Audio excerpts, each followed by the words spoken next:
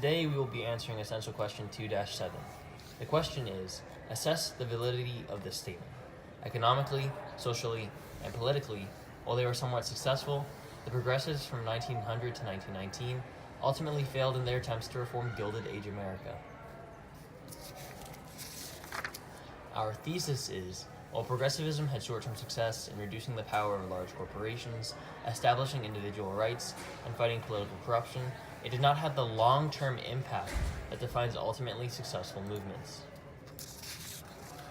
Economically, progressivism increased government role in the economy, such as through the passing of the Elkins Act and Hepburn Act, such through increased regulation of the railroads, and also the Federal Trade Commission and Federal Reserve Act, which was to stabilize the economy and increase and protect consumerism. And also through the Clayton Antitrust Act, which is an addition to the Sherman Antitrust Act in fighting monopolies. And Teddy Roosevelt, the president during this time, was famous for his trust busting and use of the Sherman Antitrust Act to disband companies such as the Northern Securities Company. And a famous example was his coal strike of 1902, in which he favored the side of the workers, and also, but in the future, such as in the Harding administration, much of the Supreme Court and Harding reversed progressive legislation, such as Adkins versus Children's Hospital, which took away special women's rights in the work industry, and such as the Ash Cummings Transportation Act, which returned railroads to private ownership.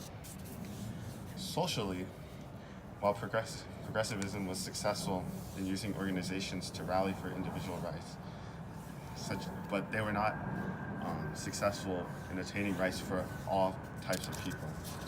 In women's rights, they created organizations such as the National Women's Suffrage Association, and to fight for women's rights and fight for women's suffrage.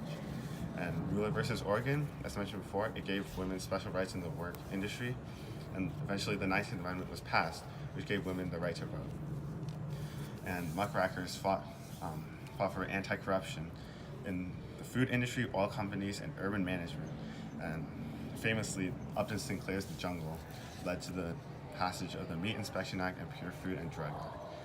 And another thing that appeared in the time period was the problems of alcohol and eventually the passing of prohibition. However, a main problem was that black rights were still largely ignored during this time. They were still discriminated against, and black leaders such as W.E. Du Bois and Booker T. Washington tried to fight for black equality, but failed nonetheless. And they created organizations such as National Association for the Advancement of Colored People, but much of it was still largely ineffective. Our third point is that of political failure. First of all, there were contradicting reforms. An example of this is Roosevelt's New Nationalism program versus Wilson's New Freedom program. Both of these programs had progressive intent, but New Nationalism increased government power, while New Freedom decreased government power. The second example is Taft's mishaps.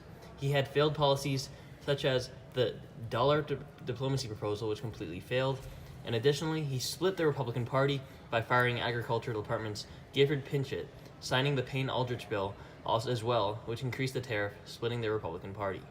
Ultimately, this split results in splitting votes with Roosevelt and Woodrow Wilson getting elected in the next election.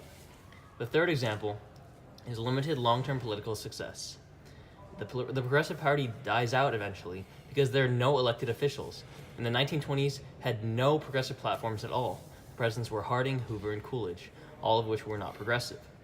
Additionally, there was a reversal of progressive reforms under Harding and these presidents. The first example is Adkins versus Children's Hospital, overruling Mueller versus Oregon. Essentially, this overruled the fact that women did not have special protection in the workplace. The second example is that corporations expanded without antitrust laws, forming the monopolies that were so dreaded in the Gilded Age. The third example is that the Interstate Commerce Commission becomes corrupted and